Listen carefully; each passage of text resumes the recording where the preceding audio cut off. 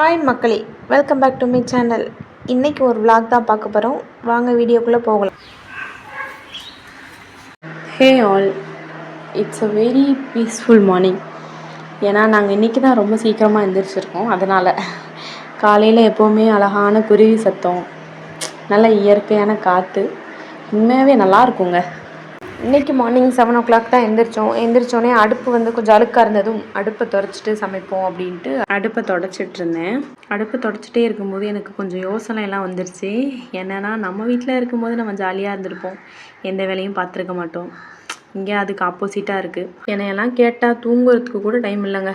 சரி, என்ன பண்ணுறது, ஹவுஸ் ஒய்ஃப்னால் எல்லோரும் இப்படி தானே இருப்பாங்க அப்படின்னு மனசை தேத்திக்கிட்டேன். சரின்ட்டு பிரேக்ஃபாஸ்ட் செய்ய ஆரம்பித்தாச்சு. பிரேக்ஃபாஸ்ட்டுக்கு சிகப்பு பச்சரிசி பால் கஞ்சி தான் செஞ்சேன். தாராவுக்கு ரொம்ப பிடிக்கும். எனக்கு அதில் சீனி போட்டு சாப்பிட்டா தான் ரொம்ப பிடிக்கும். தாரா சும்மாவே சாப்பிட்ருவா. நான் தான் கொஞ்சம் சுகர் அடிக்ட். நான் கிச்சனில் ஏதாச்சும் வேலை பார்த்துட்டு இருந்தால் தாரா இடையில ஏதாச்சும் குறும்பு வேலை பண்ணிக்கிட்டு இருப்பாங்க. சரி, அதோட மேடம் என்ன பண்ணுறாங்கன்னு கொஞ்சம் எட்டி பார்த்தேன். மேடம் வந்து டிவி பார்த்துட்டு இருந்தாங்க. சரி, மேடம் டிவி தான் பார்க்குறாங்க, நம்ம அந்த கேப்பில் கஞ்சி அடுப்பில் வச்சுட்டு வந்துடுவோம் அப்படின்ட்டு கிச்சனுக்கு வந்துட்டேன். டிவி எதுக்கு ஹைட் பண்ணி வச்சுருக்கேன்னு பார்க்குறீங்களா? டிவியில் சம் கார்ட்டூன்ஸ் போய்கிட்டு இருக்கு. அது நம்ம வீடியோவில் போட்டோன்னா காப்பிரைட் போட்டுருவாங்க இல்லை போட்டுட்டாங்க ஆல்ரெடி. இந்த வீடியோ ஏற்கனவே அப்லோட் பண்ண வீடியோ தான், போட்ட உடனே காப்பிரைட்னு வந்துருச்சு.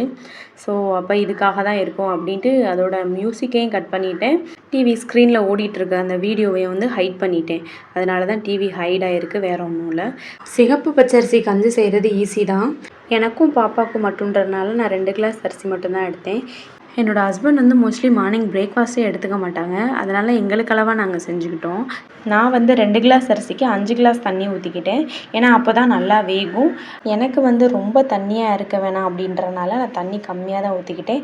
இல்லை, உங்களுக்கு தண்ணி அதிகமாக இருக்கணும், கரண்டியால் அள்ளும்போது கூலோட கன்சிஸ்டன்சிக்கு இருக்கணும் அப்படின்னு நினச்சிங்கன்னா நீங்கள் தண்ணி கூட ஊற்றிக்கலாம். தாராக்கு வந்து பொங்கல் கன்சிஸ்டன்சியில் இருந்தால் தான் பிடிக்கும்.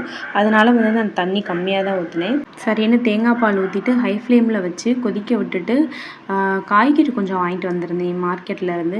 சரி, அது ஒரு பக்கம் கொதிக்கட்டும் அப்படின்ட்டு காய்கறியை வந்து அரேஞ்ச் பண்ண வந்துட்டேன். காய்கறி ஒவ்வொன்றா பிரித்து வச்சு ஃப்ரிட்ஜுக்குள்ளே எடுத்து வச்சாச்சு. காய்கறி எடுத்து வச்சுட்டு நைட்டு தோசை மாவு அரைக்கிறதுக்காக பயறு வகைகளை வந்து ஊற வச்சுட்டு இருந்தேன். நான் இதில் என்னென்ன பயறு வகை போட்டிருக்கேன், என்னென்ன குவான்டிட்டியில் போட்டிருக்கேன் அப்படின்ட்டு உங்களுக்கு தெரியணும்னா நம்ம தாரா சாரா விலாக்ஸ் யூடியூப் சேனலில் இதோட ஃபுல் வீடியோ அப்லோட் பண்ணியிருக்கேன். போய் பார்க்காதவங்க போய் செக் பண்ணி பார்த்துக்கோங்க. பயறு வகைகளை ஒரு அலசிட்டு தண்ணி ஊற்றி மூடி வச்சுட்டேன். எங்கள் வீட்டில் வந்து வீக்லி 2 இந்த தோசை மாவு அரைச்சிருவோம். டேஸ்ட் வந்து வேறு லெவலில் இருக்கும். சரின்ட்டு அந்த வேலையை முடிச்சுட்டு வந்து பார்த்தா இங்கே கஞ்சி நல்லா ரெடியாக இருந்துச்சு. நான் எக்ஸ்பெக்ட் பண்ண மாதிரியே பொங்கல் பதத்துக்கே வந்துருச்சு. ஸோ தாரா மேடமுக்கு சர்வ் பண்ணியாச்சு அவங்க ப்ளேட்டில். ஏன்னோ லைஃப் இஸ் மெடிக்கல் மிராக்கிள்னா. ஏன்னா நம்மளுக்கு நம்ம அம்மா சோறு ஊட்டின காலம் போய் இப்போ நம்ம பிள்ளைகளுக்கு நம்ம சோறு ஊட்டுற காலம் வந்துருச்சு. ஏன்னா நாட்கள் வந்து அவ்வளோ வேகமாக போய்கிட்டு இருக்கு. சரியான சுட இருந்துச்சு. சூடை ஆற்றி மேடமுக்கு சாப்பாடு ஊட்டுறதுக்குள்ளே எப்படியுமே 1/2 hour ஆயிடுச்சு. தாராக்கு வந்து சாப்பாடை பார்த்தோன்னே செம்ம எக்ஸைட்மெண்ட் ஆயிடுச்சு. நல்ல குஷியாக டிவி பார்த்துட்டு மேடம் வந்து சாப்பிட்டுட்டு இருந்தாங்க. தாராக்கு இந்த மாதிரி மில்லட்ஸு, சீரியல்ஸு இதிலலாம் செஞ்சு தர ஃபுட்டு வந்து ரொம்ப பிடிக்கும். அதே மாதிரி மேடம் வந்து சாப்பாடு வந்து வேஸ்ட் பண்ணவே மாட்டாங்க. தட்டில் சாப்பாடு மிச்சம் இருக்குது, இல்லை சாப்பாடு வேணாம் அப்படின்னு நினச்சா தட்டை கொண்டு என்கிட்ட கொடுத்துருவா. அம்மா இந்தா நேனா அப்படின்ட்டு. அது மாதிரி வாயில் வச்சுருக்க சாப்பாடு பிடிக்கலை அப்படின்னா கீழே துப்ப மாட்டா, வாயிலேருந்து கையில் எடுத்து என் கையில் கொடுத்துருவா. ஸோ இப்படி தான் தாரா ஃபுட்டு வேஸ்ட் பண்ணாமல் சாப்பிட்ருவா எப்போவுமே.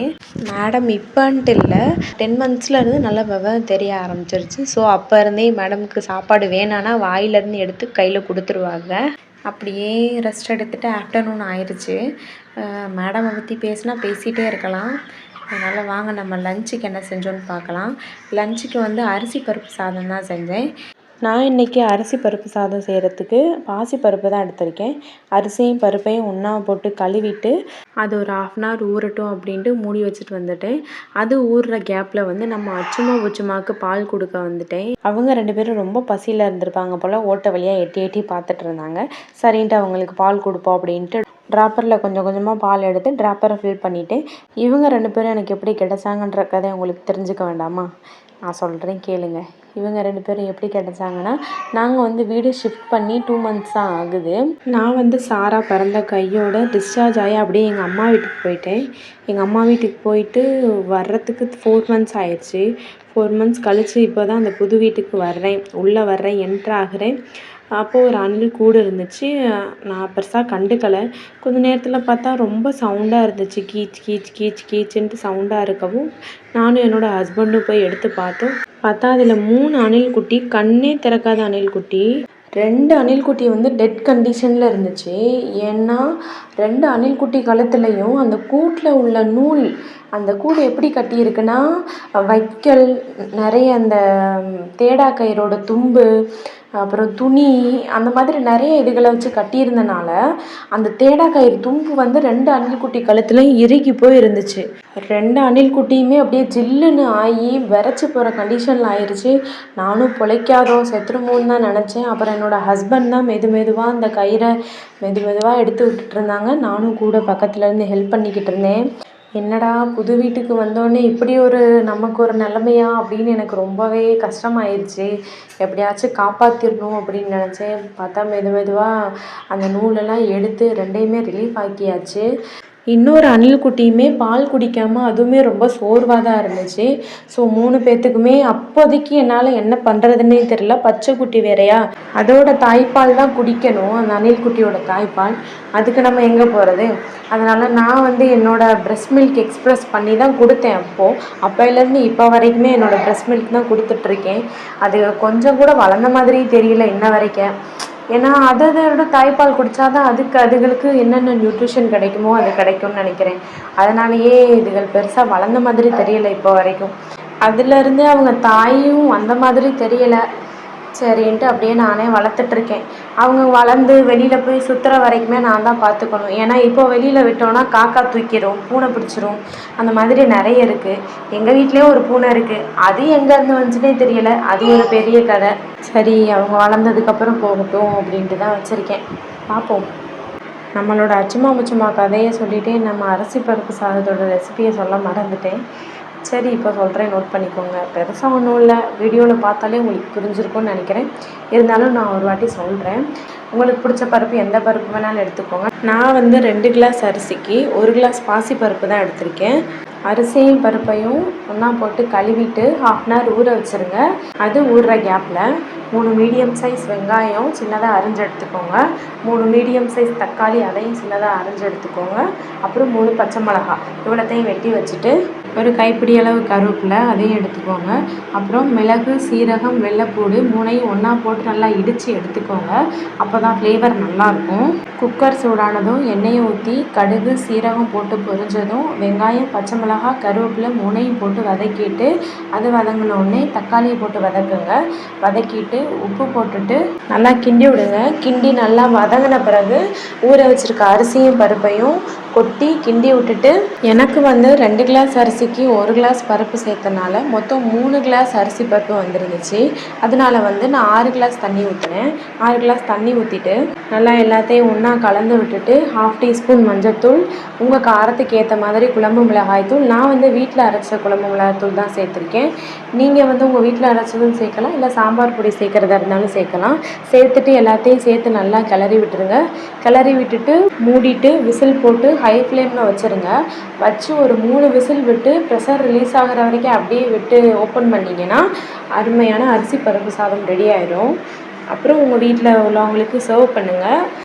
நான் வந்து இன்றைக்கி அரிசி பருப்பு சாதத்துக்கு காம்போவாக என்ன செஞ்சுருந்தேன்னா உருளைக்கிழங்கு வறுவலும் எக் ஆம்லேட்டும் தான் செஞ்சுருந்தேன். உண்மையாகவே டேஸ்ட் நல்லா தான் இருந்துச்சு. அப்படியே சுட சுட தட்டில் அரிசி பருப்பு சாதத்தையும் போட்டு உருளைக்கிழங்கு வறுவலையும் வச்சு எக் ஆம்லேட்டையும் போட்டு இந்தாங்கள் அருமையான பருப்பு சாதம் உருளைக்கிழங்கு வறுவல்னு கொண்டு போய் கொடுத்தாச்சு. ஹஸ்பண்டும் சாப்பிட ஆரம்பிச்சிட்டாங்க. நல்லா இருக்குது அப்படின்னு சொல்லி சொன்னாங்க. மத்தியானம் சாப்பாடை முடிச்சுட்டு தூங்கி எந்திரிச்சாச்சு. எந்திரிச்சு பார்த்தா ஈவினிங் ஆயிடுச்சு.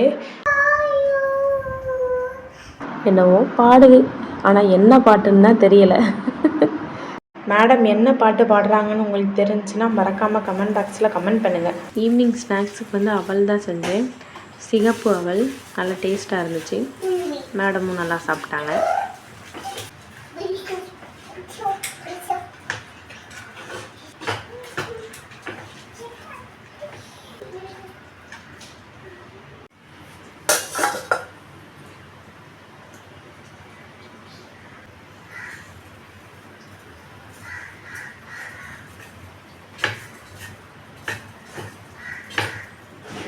இன்றைக்கி மேடமை கீழே விளையாடுறதுக்கு கூட்டிகிட்டு போகல, ஏன்னா மேடம்க்கு சளி பிடிச்சிருச்சு. அதனால் மேடம் ஸ்நாக்ஸை சாப்பிட்டு டிவி பார்த்துட்டு வீட்டுக்குள்ளேயே இருந்துட்டாங்க.